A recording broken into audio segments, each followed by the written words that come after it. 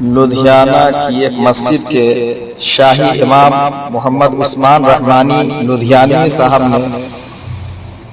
کسی بھی پیغمبر کی شان میں گستاخی کی ویڈیو وائس وغیرہ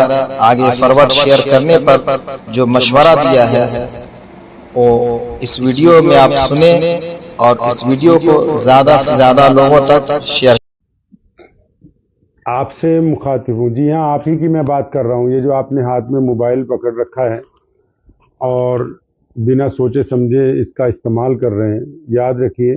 کہ جب بھی موبائل پر یا سوشل میڈیا کے کسی پلیٹ فارم پر پیارے نبی حضرت محمد رسول اللہ صلی اللہ علیہ وسلم کی شان میں بے ادبی کرنے والے کسی بھی ملعون گستاخ کی کوئی ویڈیو آتی ہے تو اس کو کبھی شیئر نہیں کیا جاتا، بلکہ جس بھی چینل کے ذریعے اور جس بھی رابطے کے ذریعے وہ ویڈیو آتی ہے، جو لوگ اس کو پھیلانا چاہتے ہیں ان کی آن لائن رپورٹ کی جاتی ہے اور اس ویڈیو کو ڈیلیٹ کیا جاتا ہے. ہمیشہ اس بات کو ذہن نشین رکھیں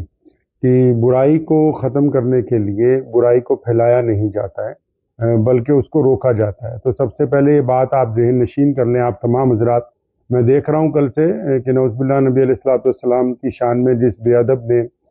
جو کہ بار بار گستاخیاں کرتا آ رہا ہے، اس نے جو تازہ بدتمیزی کی ہے تو اس کو بہت سارے مسلمان جو ہیں گروپوں میں شیئر کر رہے ہیں، جو کہ بالکل ہی غلط طریقہ کار ہے. آپ جہاں سے ویڈیو آ رہی ہے اس چینل کو بلاک کیجئے، اس چینل کی رپورٹ کیجئے.